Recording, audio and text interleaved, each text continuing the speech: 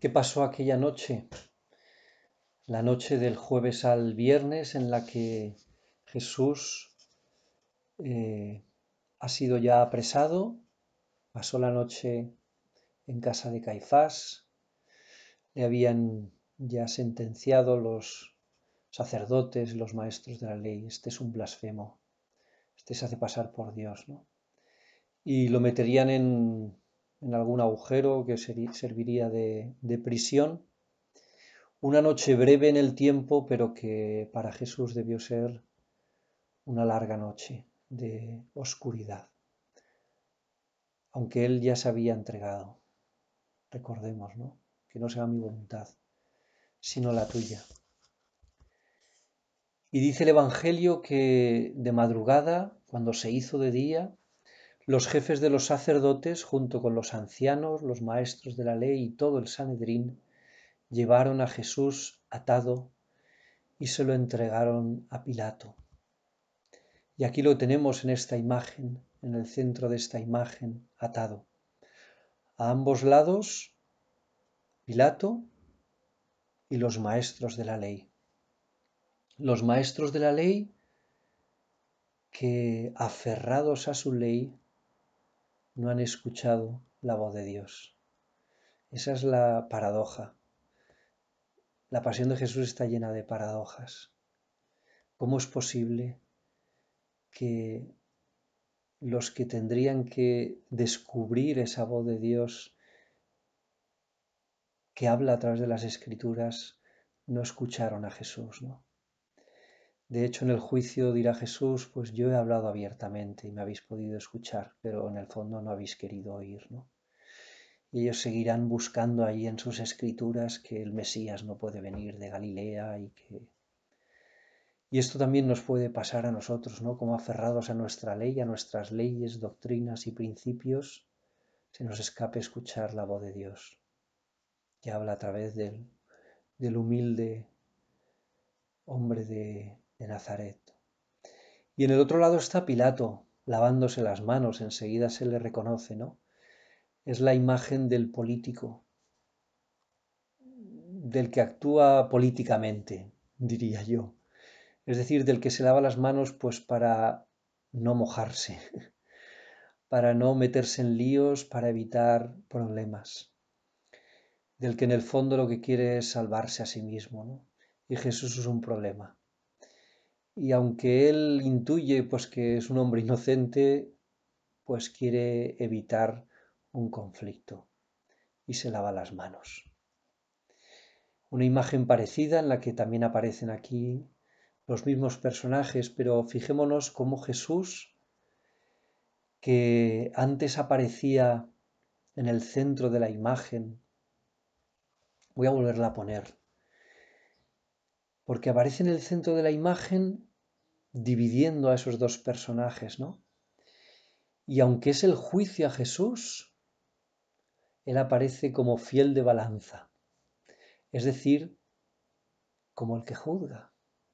En ese juicio a Jesús era Jesús, sin abrir la boca, el que estaba juzgando al mundo. Él que había sido puesto para ser signo de contradicción, el que había venido a destapar las intenciones profundas del corazón de los hombres, el que era la luz, pero los hombres preferimos las tinieblas, ¿no? Él dirá en los evangelios, lo podemos leer, yo no he venido a juzgar al mundo, pero es el mismo mundo el que se juzga a sí mismo, porque teniendo delante la luz, hemos preferido las tinieblas. Esta es la imagen que se nos muestra en este juicio, que fue el juicio a Jesús, pero que en el fondo se estaba juzgando al mundo, ¿no? Porque hemos preferido las tinieblas. Y aquí este hombre juzgado termina ya como reo de muerte. Termina enviado al matadero como el cordero para ser degollado. Por eso aparece Jesús aquí ofreciendo el cuello, como el cordero que va a ser sacrificado. Qué terrible. Imaginemos en ese juicio escuchar aquel grito, crucifícale, crucifícale.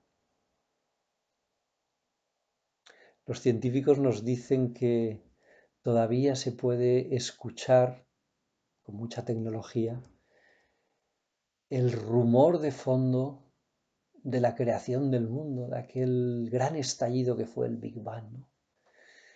Pues yo creo que todavía se puede escuchar quizá con más fuerza aquel grito de hace 20 siglos, crucifícale, y que nos sigue acompañando y que durará hasta el fin del mundo, cuando probablemente deje de sonar y entonces venga el Señor de nuevo, ya no como víctima, como cordero llevado al matadero, sino como en todo su esplendor y gloria, ¿no?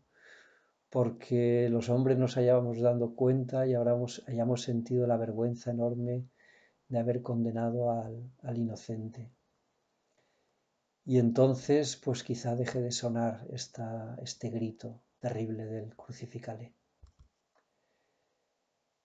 Pilato les entregó a Jesús para que hicieran con él lo que quisieran. Y vaya si lo hicieron, ¿no? Para que hicieran con él lo que quisieran.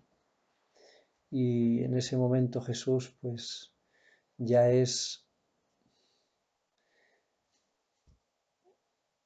no es un hombre. No es un hombre tal y como imaginamos lo que es la fortaleza y la dignidad humana, ¿no? Se ha entregado en manos de los hombres. Y dirá también la Escritura que no tiene ni apariencia de hombre, ¿no? Hicimos con él lo que quisimos. Y lo cargaron con la cruz y Jesús salió de aquel palacio llevando a hombros su propia cruz. Y salió de la ciudad hacia un lugar llamado la Calavera, el Gólgota. Y comenzó a caminar por esa vía dolorosa que todavía hoy los cristianos podemos recorrer cuando visitamos Jerusalén. Ahí lo tenemos a Jesús cargado con la cruz. El pintor ha querido separar a través de ese madero dos grandes imágenes. Abajo Jesús y por encima un montón de rostros de hombres, todo el mal de este mundo que ha caído sobre los hombros de Jesús y que parece que lo va a aplastar, ¿no? Pero Jesús está resistiendo al mal. Fijémonos cómo por encima del madero todo es oscuridad. Y en cambio por debajo, en ese espacio que queda y que está abriendo Jesús, pues hay una cuña de luz, ¿no?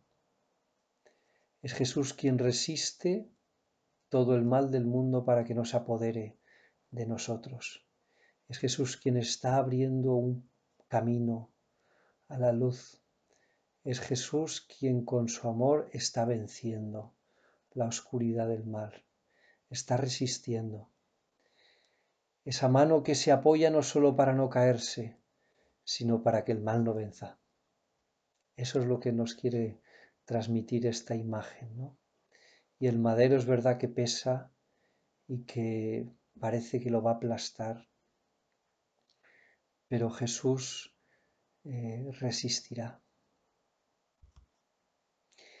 Y en el camino de la cruz, Jesús va a tener varios encuentros, ¿no? Toda la vida de Jesús han sido encuentros, pues también en el camino de Jesús, de la cruz, va a encontrarse con personas. Las mujeres de Jerusalén, con el cirineo, pero la tradición nos ha traído también algunos encuentros, que no nos hablan de ellos los evangelios, pero que podemos imaginar que pudieron ocurrir y que fueron reales, ¿no? Se encontró Jesús a su madre en el camino de la cruz. Pues los evangelios no nos dicen nada, pero sí que nos dicen que María estaba al pie de la cruz. Luego que siguió ese mismo camino que su hijo y que probablemente le siguió más o menos de cerca, en silencio, porque María acompaña a Jesús en silencio. Y quizás se dio este encuentro, este bellísimo encuentro que nos ha rescatado la tradición cristiana en el camino de la cruz, ¿no? Aquí lo tenemos. El autor nos oculta los rostros de Jesús y de su madre porque este encuentro pues nos está velado. Esta intimidad no podemos, es un misterio, no podemos llegar a esa intimidad de la madre con el hijo, ¿no? Es la cruz, el madero, la que está uniendo a Jesús con su madre.